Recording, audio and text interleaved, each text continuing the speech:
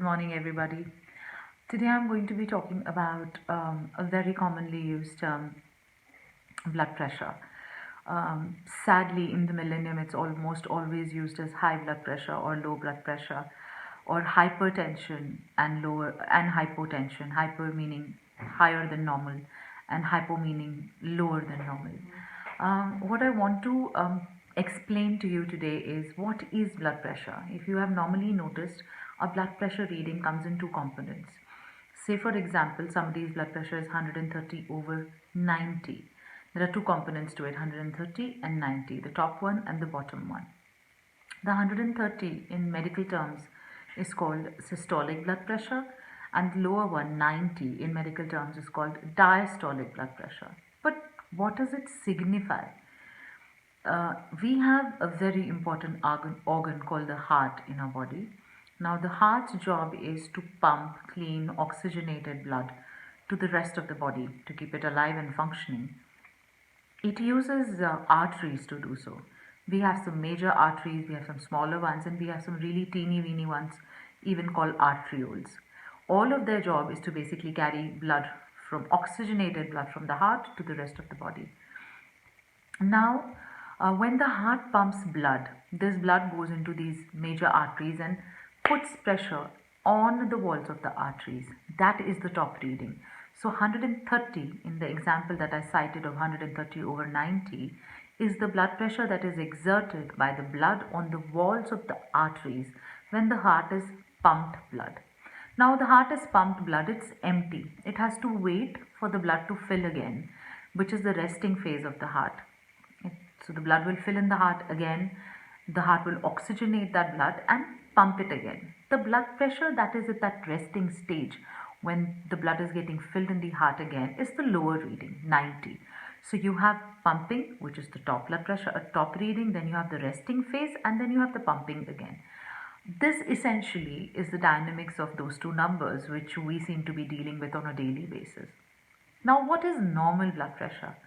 So, a lot of the times I hear people say 120 over 80 is normal blood pressure. To be honest, I'm not disagreeing with that range entirely, but what I want to bring to your notice very gently is that you have to know what is your normal. So, everybody is unique. Every system works differently, and we all eventually have our own normal settings, our own default settings. My mother, for example, for as long as I remember, her blood pressure always used to say somewhere close to 100 over 70. So the systolic was 100, the diastolic was around 70 for the longest, many decades. Now that is my mother's normal blood pressure. One day, suppose I do something naughty, which I do a lot, and she gets angry and she shouts at me, which she never does. But just to make her happy, suppose she has shouted on me. And suddenly we check her blood pressure and it comes at 126 over 84. Now that is very close to 120 over 80, which everybody says is normal. So does that mean 128 over 84 is just very normal blood pressure? For my mother, no. Because her normal was somewhere close to 100 over 70. So suddenly 20 points over in both the readings is not normal for her. Similarly, if there is a gentleman whose blood pressure normally remains 130 over 90, he's not really taking any hypertensive medicines, he's hale and hearty, he's reasonably healthy. And one day, and he's a salesman, and one day he's walking the streets in the month of June in north of India, where there's a lot of dry winds and a lot of, loo, as they call it in North India, happening. He starts to feel a little dizzy and he starts to feel a little fatigue and he's feeling parched and his skin is drying up and he's been sweating a lot and he doesn't know what to do. And suddenly he faints on the road and somebody checks his blood pressure. It comes at say 100 over 70. Now, or say 96 over 66. Let's make it sixes. Now, is that normal blood pressure for him? No, because his blood pressure normally always remained 130 over 90.